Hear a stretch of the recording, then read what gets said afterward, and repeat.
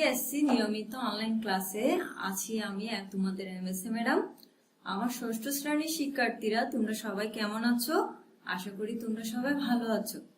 আজকে আমি তোমাদেরকে দ্বিতীয় সাময়িক পরীক্ষার তৃতীয় মূল্যায়ন সিলেবাস অনুসারে তোমাদের বিজ্ঞান বিষয়ে সপ্তম অধ্যায় পদার্থের বৈশিষ্ট্য এবং বাহ্যিক প্রভাব সম্পর্কে আলোচনা করব। প্রিয় শিক্ষার্থীরা, তাহলে আমাদের আজকের আলোচ্য বিষয় বা আলোচ্য অধ্যায়ের নাম কি? পদার্থের বৈশিষ্ট্য এবং বাহ্যিক প্রভাব। আচ্ছা, ঠিক আছে। এখন শুরুতে আমি তাহলে কি লিখেছি এখানে বোর্ডে? পার্ট 1 থেকে 3 পদার্থের বৈশিষ্ট্য ও শ্রেণীবিন্যাস। পদার্থের বৈশিষ্ট্য ও শ্রেণীবিন্যাস পড়ার ক্ষেত্রে প্রথমে আমাকে জানতে হবে পদার্থ জিনিসটা কি, অর্থাৎ পদার্থ কাকে বলে?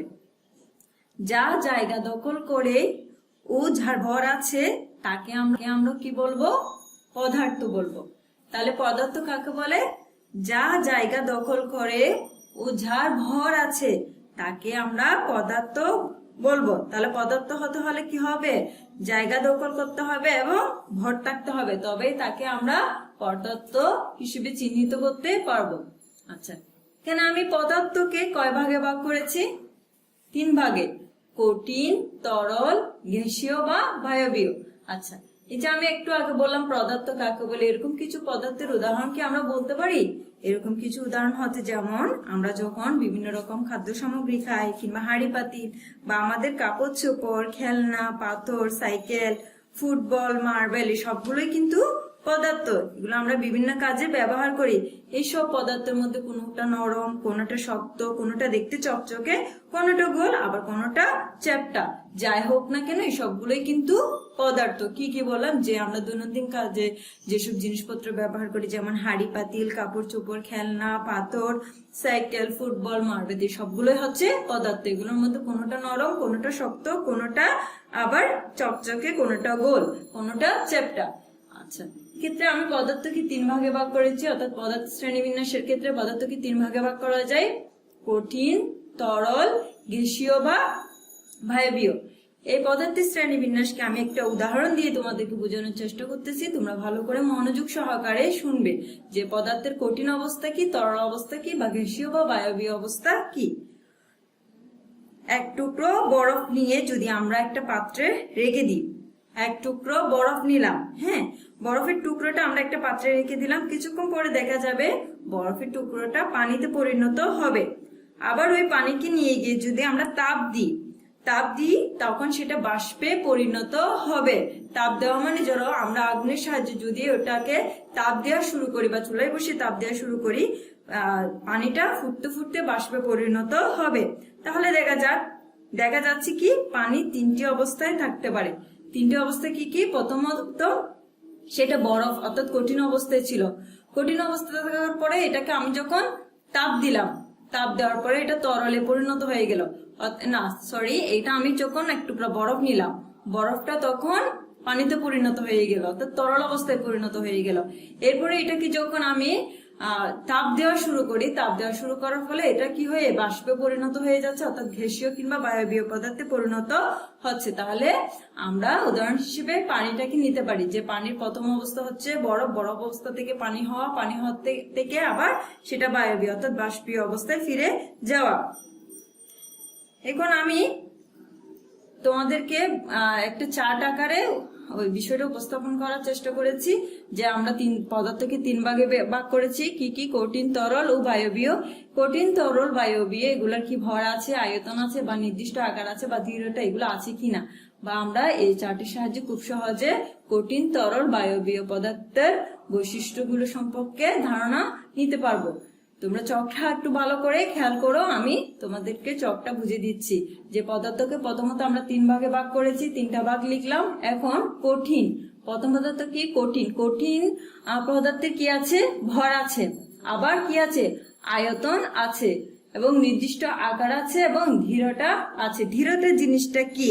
বল প্রয়োগে যদি কোনো বস্তুর আকার পরিবর্তন না হয় তাকে দৃঢ়তা বলা হবে। দৃঢ়তা জিনিসটা কি? জিনিসটা শব্দটা নতুন, তোমরা ভালো করে শুনবে। দৃঢ়তা হচ্ছে যদি বল প্রয়োগ করে যদি কোনো বস্তুর আকারটা পরিবর্তন না হয় তো সেই বিষয়টাকে বলা হবে দৃঢ়তা।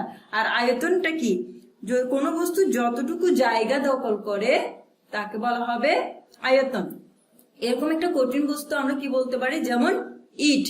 এরপর আসা যাক তরল পদার্থ। তরল পদার্থের কি আছে, ভর আছে, আয়তনও আছে, কিন্তু নির্দিষ্ট আকার নাই এবং দৃঢ়তা নাই। এরপরে বায়বীয়। বায়বীয় পদার্থের ভর আছে, আয়তন নাই, নির্দিষ্ট আকারও নাই এবং দৃঢ়তাও নাই। এছাড়া পদার্থকে ঘনত্ব, কাঠিন্য, নমনীয়তা, তাপ পরিবাহিতা, বিদ্যুৎ পরিবাহিতা ইত্যাদি বৈশিষ্ট্যের ভিত্তিতেও আবার শ্রেণীবিন্যাস করা যায়। এগুলো ছাড়াও কঠিন, তরল, বায়বীয় ছাড়াও পদার্থকে ঘনত্ব, কাঠিন্য, নমনীয়তা, তাপ পরিবাহিতা, বিদ্যুৎ পরিবাহিতা ইত্যাদি বৈশিষ্ট্যের ভিত্তিতে শ্রেণীবিন্যাস করা যেতে পারে। তোমরা এই চার্টটা খুব ভালো করে দেখবে। এই চার্টটা ফলো করলে তোমরা আশা করি কঠিন, তরল, বায়বীয় পদার্থের বৈশিষ্ট্য সম্পর্কে সুস্পষ্ট ধারণা পেতে পারবে। এখানে তোমরা পড়ার ক্ষেত্রে দুইটা আলাদা বিষয় পাবে।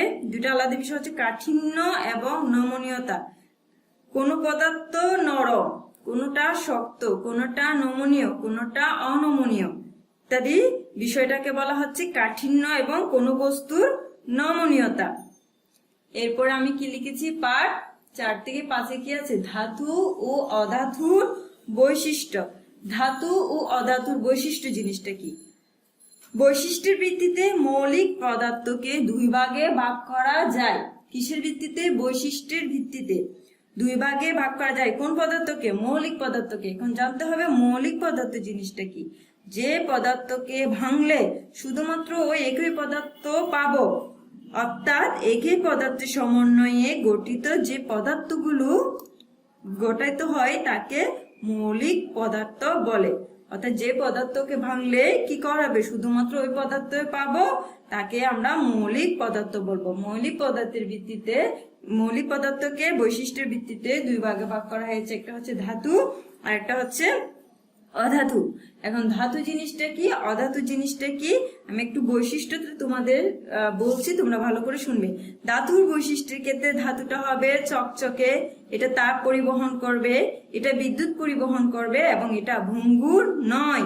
ভঙ্গুর নয় মানে যা সহজে ভাঙে না, যেমন লোহার প্লেট। এরপর অধাতুর বৈশিষ্ট্যের ক্ষেত্রে অধাতু চকচক করে না, তাপ পরিবহন করে না, বিদ্যুৎ পরিবহন করে না, এটা আবার কি, ভঙ্গুর।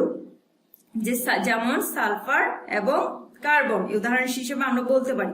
তাহলে ধাতু জিনিসটা কি, যেমন অ্যালুমিনিয়াম, সোনার গহনা, তামার বৈদ্যুতিক তার, এগুলোকে আমরা ধাতু বলবো। তাহলে ধাতুর বৈশিষ্ট্যের ক্ষেত্রে ধাতুটা কি করে, চকচক করে।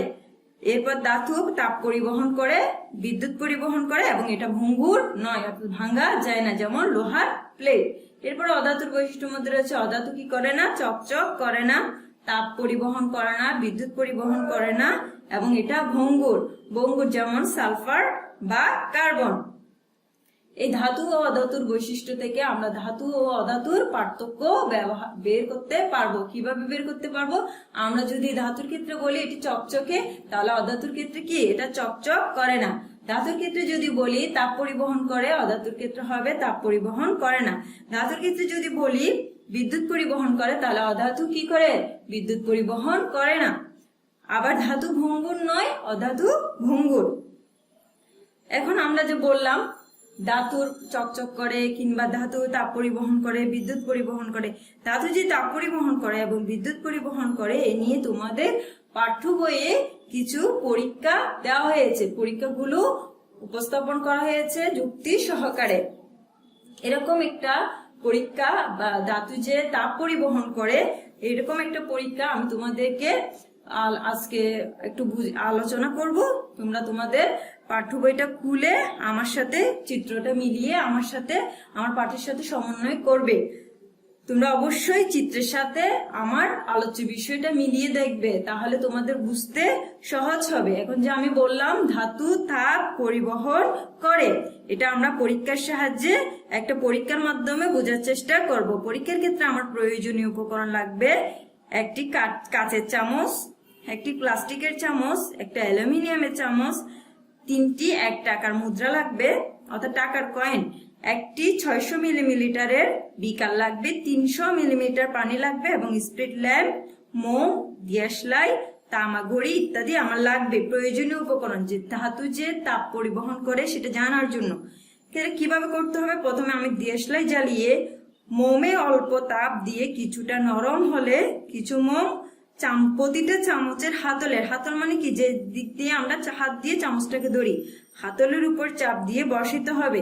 এবার মুদ্রাগুলো অর্থাৎ টাকার যে কয়েনটা নেওয়া হয়েছে ওই টাকা কয়েনগুলা মোমের উপর রেখে এমন ভাবে চাপ দিতে হবে যাতে মুদ্রাগুলো চামচের সাথে লেগে যায়। আমরা কি জানি, মোমকে যখন তাপ দেওয়া হয় মোমটা গলে যায়, গলানো অবস্থায় যদি আমরা কিছু লাগিয়ে দিই তখন সেটা আটকে যায়। বিকারে 300 মিলিমিটারের মতো পানি নিতে হবে।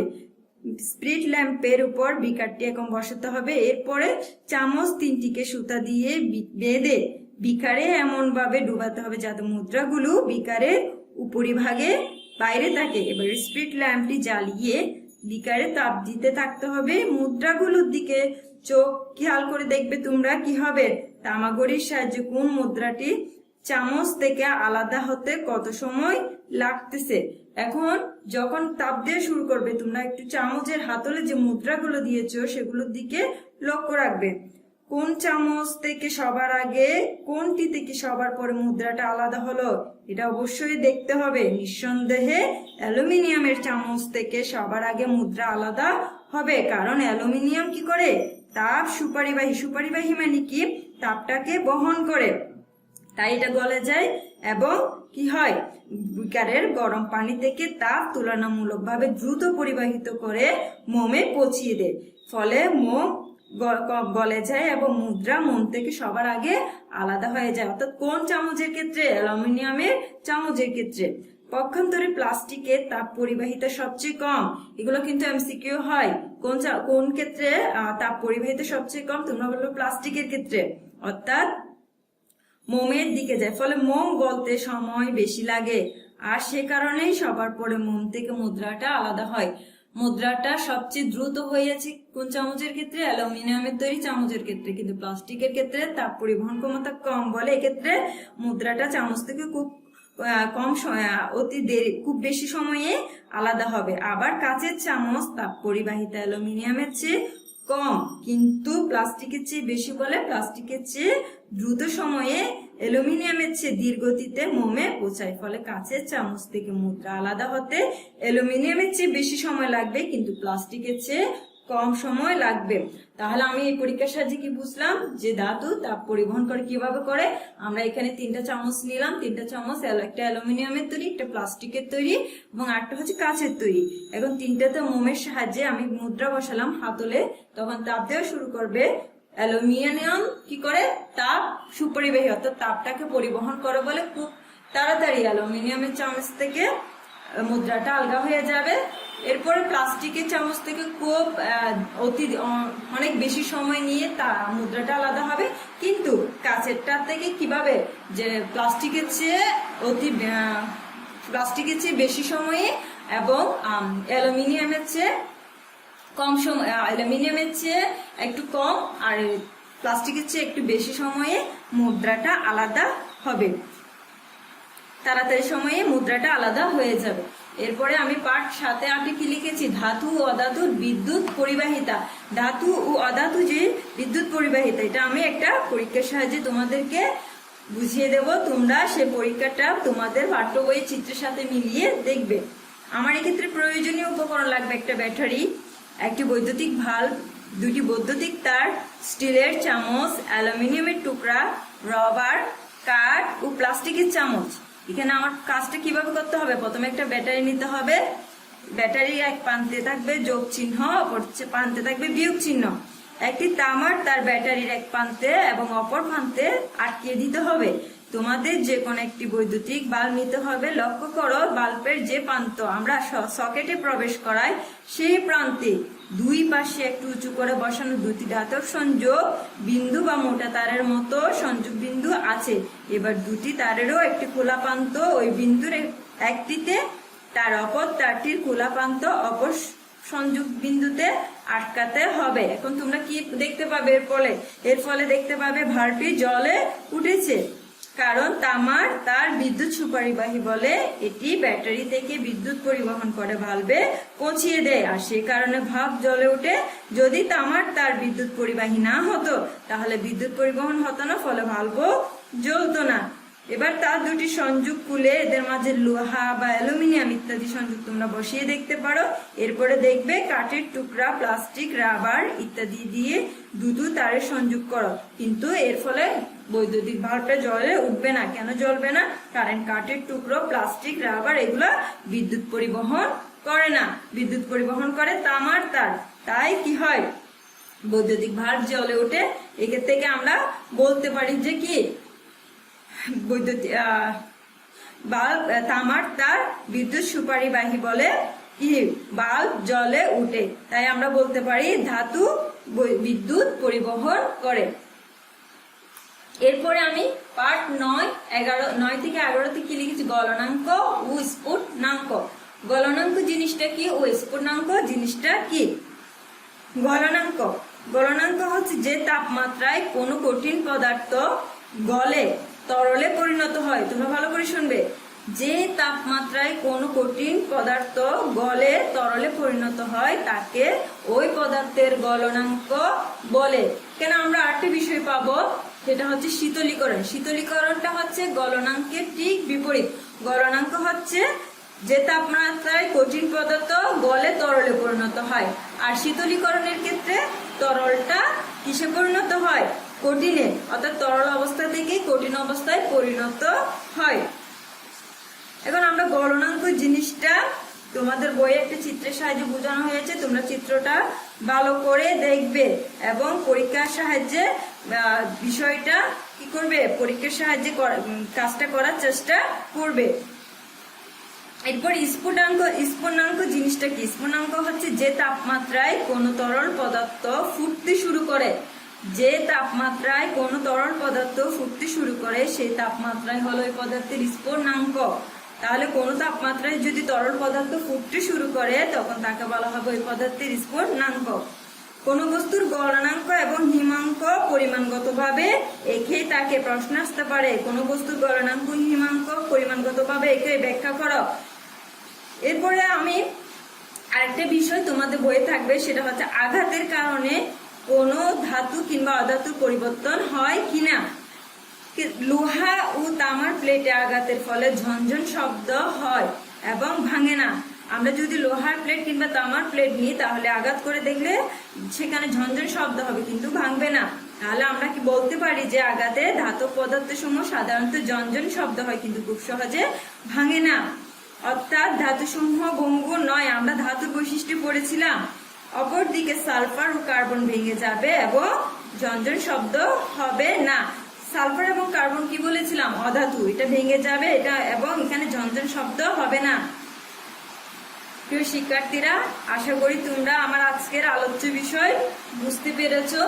এখন তোমরা তোমাদের এই অধ্যায় সংশ্লিষ্ট বাড়ির কাজটুকু নিয়ে নাও। তোমরা এই অধ্যায়ের এমসিকিউ গুলো পড়বে এবং এখান থেকে 20টা এমসিকিউ তোমরা রেডি করে রাখবে। স্কুল খোলার তারিখে আমি তোমাদের থেকে এগুলো তোমাদের বাড়ির কাজগুলো চেক করব। আর এই অধ্যায় সংশ্লিষ্ট তোমরা সৃজনশীল প্রশ্নগুলো অবশ্যই শিখে নিবে। আজ এই পর্যন্ত। শিক্ষার্থীরা তোমরা ভালো থাকবে। আর এই আজকের আলোচ্য বিষয়ে যদি তোমাদের কোনো সমস্যা থাকে আমাদের ইউটিউব চ্যানেলে গিয়ে কমেন্ট করবে। আজ এই পর্যন্ত। আল্লাহ।